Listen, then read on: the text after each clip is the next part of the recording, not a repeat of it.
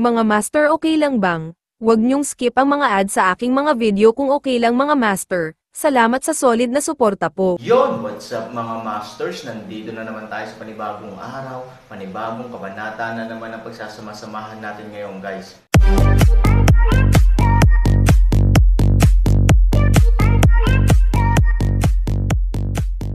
Bali mga masters, kung bago ka pa lang po sa aking YouTube channel, please click the subscribe button, lalong-lalo na po yung notification bell, guys, para maging connected pa rin tayo sa isa't isa at maging updated kayo sa mga susunod ko pang video.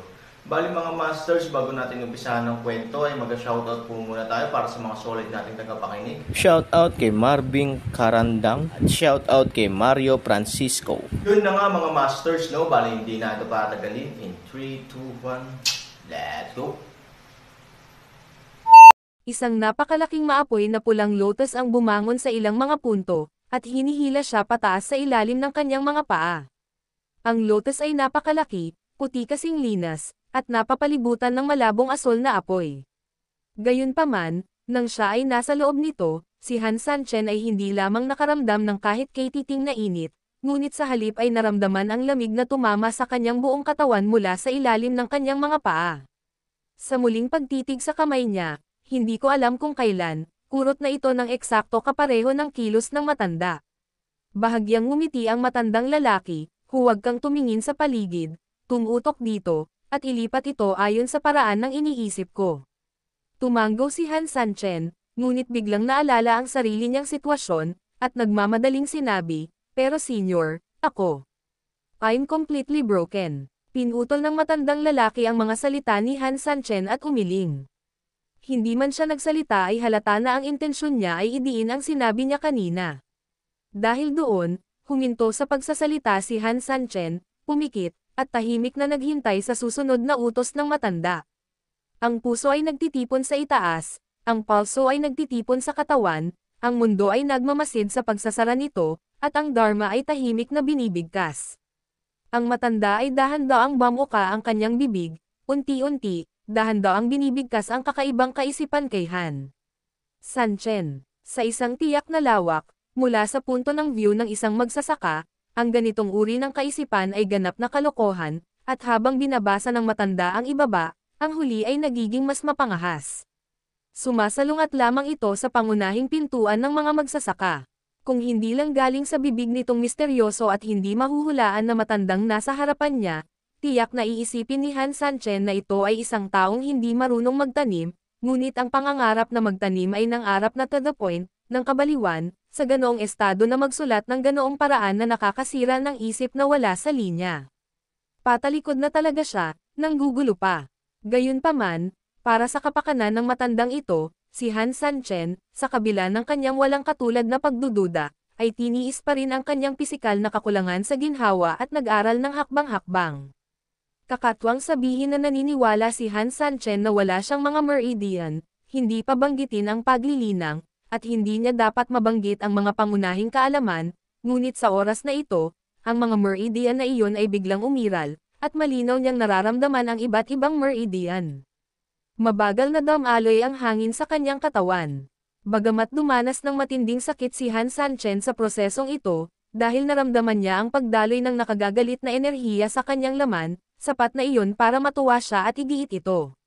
Gayunpaman, sa paglipas ng panahon, unti-unti, nagsimulang bumilis ang daloy ng nakagagalit na enerhiya, at si Han Sanchen ay lubos na nayanig sa sakit na nagmumula sa kanyang laman, at nagkaroon ng mahinang takbo nang hindi na makapagpatuloy.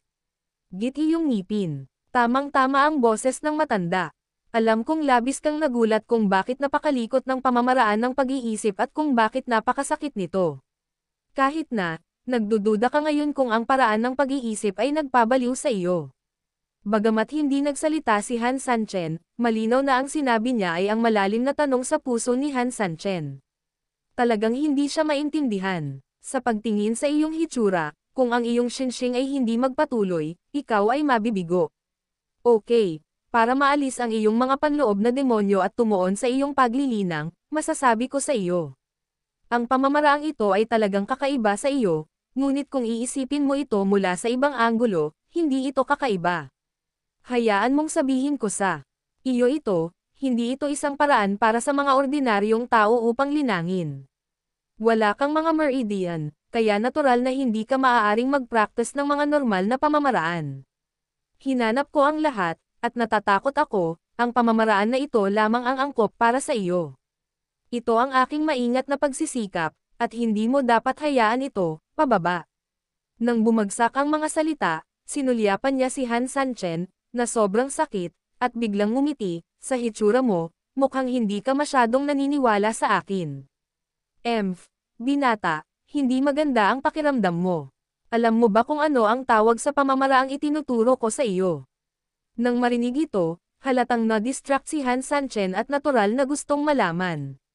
Alam mo ba na ang laman ay banal? Pagpapabanal ng laman, tama na. Bahagyang ngumiti ang matanda, sa buong panahon, karamihan sa mga naging banal ay tinutukoy ng kanilang paglilinang, at maaari silang lumipad sa pamamagitan ng pag-unawa sa Tao, kaya ang mga mortal ay madalas na pinangalanan pagkatapos ng paglipad na pag-akyat. Ngunit may mga pagbubukod sa lahat ng bagay, at mayroong ilang mga espesyal na tao. Sa ilalim ng kakulangan ng pangunawa, ang ugat ng karunungan ay mabuti, kaya't sinasanay nila ang kanilang mga kalamnan at buto, pinag-uugnay ang kanilang buong katawan, at nagiging isang katawan na may sarili. Karamihan sa mga taong ito ay may ganap na namumukod tanging pisikal na mga katangian, at masasabi pa nga na ang lakas ay higit pa kaysa sa mga ordinaryong tao. Ang pag-asa lamang sa kanilang mga katawan, maaari nilang labanan ang baliw laban sa mga may tunay na kakayahan. Ito ang tinatawag nating isang espesyal na talento na naglilinang ng isang bagay sa sukdulan. Tumanggo si Han Sanchen. Sa buong panahon, bagamat hindi pa siya nakakita ng mga banal na makalaman, hindi dahil hindi pa siya nakarinig ng gayong mga alamat. Sa katunayan, tulad ng sinabi ng matanda, ang isang taong nagiging santo sa laman ay isang taong nakaperpekto sa isang tiyak na kasanayan. Kaya, anong kakilakilabot na kaharian ang mararating nito? Hindi bababasa, dapat itong malampasan ang ilang iba pang mga kaharian. Ang pagpapakabanal ng laman, sa pamamagitan lamang ng tunog nito, ay lubhang hindi kapanipaniwala, at sa parehong oras, nararamdaman niya na siya ay namumukod tangi at lubhang nangingibabaw. Huwag kang magtaka, at hindi mo kailangang maramdaman na hindi mo pa ito nakita, dahil hindi naman importante ang mga ito, ang mahalaga ay isa ka na, Han Sanchen, mula ngayon. Naramdaman mo ba na sa proseso ng paglilinang, ang pisikal na katawan sa iyong katawan ay nagsimulang magkaroon ng hininga na dumaraan? Ang pakiramdam na ito ay talagang napakasakit para sa mga naglilinang ng pisikal na katawan, ngunit ito ay dapat ding isang kinakailangang proseso. Nauunawaan ni Han Sanchen na kung ang laman ng katawan ay umaasa lamang sa laman na katawan upang lumaban, marahil ito ay talagang walang talo sa low-end na laro. Ngunit sa sandaling ito ay pumasok sa high-end na laro, ang lakas ng pisikal na katawan ay hindi magiging sapat para ito ay patuloy na lumaban, at ang mga pakinabang nito ay tuluyang mawawala.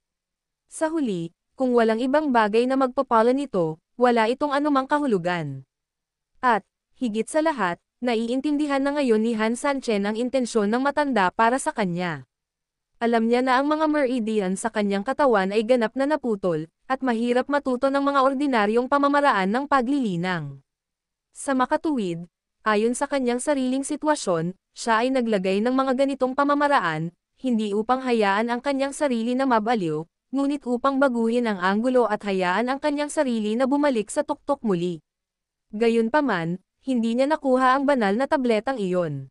I just let you understand what I'm teaching you, just to clear your doubts. Sa ibang bagay, hindi mo na kailangan magtanong, at hindi mo na kailangang malaman. Nang bumagsak ang mga salita, hindi na nagsalita ang matanda. Sa oras na ito, si Han Sanchen ay nasa proseso na ng paglilinang, at mahirap sumakay ng tigre, kaya masunurin lamang niyang sundin ang kanyang mga tagubilin, pigilin ang kanyang hininga, at patuloy na magsanay pababa ayon sa kanyang isip. At habang si Han Sanchen ay patuloy na nagsasanay, ang sakit ay naging mas mabangis. Gayunpaman, tulad ng sinabi ng matanda, nang malaman ni Han Sanchen kung ano ang kanyang ginagawa, gaano man kahirap ang sakit, palaging may motibasyon para kay Han Sanchen na magnganga ang kanyang mga ngipin at magtiyaga. Sa mga tuntunin ng pagtitiis ng mga paghihirap, maaaring sabihin ni Han Sanchen nang walang anumang kahihiyan na siya ay itinuturing na pinakamahusay sa lahat. Sa proseso ng galit na pagpapasigla sa gitnang sistema ng nerbiyos, si Han Sanchen ay halos magdikit ang kanyang mga ngipin, nagtiis ng husto, at nagpatuloy sa paglinang tulad ng 1 taon. Hindi ko alam kung gaano ito katagal, nang ang malamig na pawis ni Han Sanchen mula sa sakit ay nabasa na niya ang kanyang katawan, at ito ay muling natuyo dahil sa air drying. Pagkatapos ng ilang reinkarnasyon, lahat ng mental na pamamaraan ay naipasa na ni Han Sanchen. Nagpakawala ng mahabang hininga si Han Sanchen, at bubuksan na sana ang kanyang mga mata nang muling nagsalita ang boses ng matanda. Pagtingin mo sa mukha mo, parang may touch of ease at freehand brushwork. Haha, sa tingin mo ba natapos na ang mental method na ito, bagamat marami kang pinaghirapan, ay natapos na rin sa wakas? Hindi nakaimik si Han Sanchen, at kung ano ang sinabi ng matanda ay siya nga ang iniisip niya. Pero hindi naman masyado yun, diba? Si Han Sanchen ay talagang dumanas ng maraming hindi mabata na pagdurusa para sa mga ordinaryong tao. Sa sandaling naisip ni Han Sanchen, malamig na sumangot ang matanda, anong karapatan mo para hindi ka nasisiyahan dito? Ang nirelax mo ngayon ay ang puno lamang na itinanam ng mga nauna, na may ganoong pisikal na katawan ito ay paraan lamang ng pagpapakabanal. Panipi, at saka, Han Sanchen, sa tingin mo ba ito na ang katapusan? Pagkahulog ng mga salita ay biglang tumawa ng malungkot ang matanda. Nang hindi hinintay ang tugon ni Han Sanchen, biglang tumaas ang temperatura sa paligid, at ang sobrang init ng alon ay nagparamdam kay Han Sanchen na siya ay nasa pagan. Mabilis na sumangga. Kung ito ay normal, maaaring hawakan ni Han Sanchen ang takip ng enerhiya, kahit na hindi nito ma-isolate ang mataas na temperatura, ngunit hindi bababa sa maaari nitong labanan ang pag-ihaw. Ngunit ngayon si Han Sanchen, kapag gusto niyang iangat ang kanyang chinang hindi sinasadya, bigla siyang natagpuan na ang kanyang mga meridian ay puno, break. Siya ay walang pagtutol sa labas ng mundo. Bakit? Hinayaan mo bang kainin ng aso ang lahat ng pagmamalaki mo? Sa kaunting paghihirap na ito, hindi mo kayang tiisin. Kung gayon, huwag mong asahan na ililigtas kita. Itinuturo ko sa iyo ang mga pagsasanay upang matulungan ka, ngunit hinding-hindi ko hahayaang ang taong tinuturuan ko ay mas masahol pa sa isang patay na aso. Hayaan mong sunugin ka ng apoy. Matapos bumagsak ang mga salita, mas naging marahas ang temperatura sa paligid niya. For a time, nagpakawala ng trahedya si Han Sanchen dahil sa sobrang sakit ng bawat piraso ng balat. Paano ba yan, kaya mo pa bang panindigan?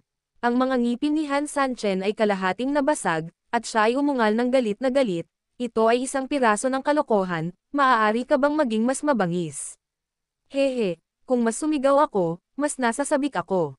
Halika, galit na galit siyang umungol, namulat ang mga mata, at sa matinding pag-iwas at pagka-wild, tiningnan niya ang matanda ng may pag-iinis. Mabahong bata, anong silbi ng pagiging matigas? Kung kaya mong tumayo, depende yan sa tunay mong kakayahan. Sa pagbagsak ng mga salita, ang apoy ay naging mas mabangis, at si Han Sanchen anti-Buddha ay pumasok sa pinakamarahas na apoy. Hindi nila pinapayagan ang mga buhay na nilalang na tulad ni Han Sanchen na umiral sa kanila, at hindi rin nila pinapayagan ang anumang bagay na subukan ang kanilang kapangyarihan. Ang apoy ay umaatungal, ang apoy ay naglalagablab na nagninangas, at ang apoy ay umaatungal din ng mabangis, na para bang gusto nitong lunukan ng tuluyan si Han Sanchen, tuluyan itong lamunin. Gayunpaman, ang katawan ni Han Sanchen ay nasa nagngangalit na apoy din na parang bangka sa isang malungkot na dagat. Gaano man kabanggas ang paligid, bagamat tila gumuho ito anumang oras, pilit niyang pinipilit ang kanyang matiyagang kalooban. Kasabay nito, nang ipilit ni Han Sanchen, paulit-ulit niyang inuulit ang mental method na itinuro sa kanya ng matanda noon. Siya ay napakalinaw na sa harap ng ganap na lakas, ito ay ganap na imposibleng umasa sa kalooban lamang. Gayunpaman, sa ilalim ng gayong mga pangyayari, ang tanging bagay na maaari niyang gamitin upang labanan ay ang paraan ng pag-iisip. Ang paraan ng pag-iisip ay upang hayaan ang lahat ng sariling enerhiya na maihalo sa pisikal na katawan, sa gayon ay nagpapalakas ng malakas na depensa ng pisikal na katawan. Naniniwala si Han Sanchen na ang paglilinang ay parehong proseso at kasanayan. Tamang-tama, kapag bumalik ang paraan ng pag-iisip, bagaman ang temperatura sa labas ay napakataas pa rin, para kay Han Sanchen, hindi ko alam kung ito ay dahil sa bumuti ang depensa, o dahil siya ay nakasanayan na at naparalisado nito, hindi na siya nakakaramdam ng sobrang hindi komportable, at maaari na siyang magsimulang masanay sa lahat ng ito. Unti-unti, ang ekspresyon ni Han Sanchen ay hindi na masyadong malungkot at masakit, at nagsimula pa nga siyang magsaya na makita ito. Pagkatapos noon, nagpakita ng bahagyang ngiti si Han Sanchen, at ang ngiting ito, halatang pinupukaw ni Han Sanchen ang matanda. He was telling him that what he breaking about is nothing more than that simple. Ang matanda ay hindi nagalit, bahagyang ngumiti, at tumingin kay Han Sanchen sa apoy, ang kanyang mga mata ay puno ng kasiyahan. Sinusunog ng apoy ang kanyang katawan, tulad ng pagdadalisay ng bakal at bato. Ang maaaring dalisayan sa apoy ay dapat na brilyante ng brilyante. Sa oras na ito, si Han Sanchen, na nababalot ng gininto ang liwanag, kahit man lang sa mata ng matanda, pinatunayan niya ito. Ikaw ang brilyante na iyon. Umiling siya, bahagyang nanginginig ang mga kamay. Biglang nawala ang apoy na pumuno sa kalangitan. Nang bahagya nang nagsalamin ang katawan ni Han Sanchen, ang lahat sa paligid niya ay nagsimulang magbago ng mabilis. Ang yelo at nyebe ay nagsimulang kumalat, at pagkatapos ay nagyelo, at patuloy na nilusob ang Han Sanchen ng labis. Ang gininto ang katawan ni Han Sanchen na nasunog ng apoy ay agad na natatakpan ng isang layer ng puting hamog. Pagkatapos noon, ang hamog na nagyelo ay tumagal ng mga ilang segundo upang mabilis na tumigas, at sa wakas ay direktang tumigas si Han Sanchen, iskultura ng yelo. Kung titingnan mula sa gilid ng matanda, ang buong espasyo ay naging ganap na mundo ng yelo at nyebe, at ang abot tanaw ay malawak. Bahagya siyang ngumiti, tumingin sa matigas na katawan ni Han Sanchen sa blanko, at sinabing hindi sinasadya, "Kumusta, Han Sanchen, kumusta ang pakiramdam mo ngayon?" Walang sumagot, kahit konting galaw. Tila si Han Sanchen sa kabilang dulo ay naging tanga. Yun na nga mga masters, no? Bali panibagong kabanata na naman yung natapos natin ngayong gabi. Muli, maraming salamat po talaga sa walang sawang suporta po sa aking YouTube channel na talagang inaabangan nyo po ang bawat upload ko po. Bali mga masters, magkita-kita ulit po tayo bukas ng gabi at ngayon po ay magpapaalam po muna tayo. Bali mga masters, bye-bye!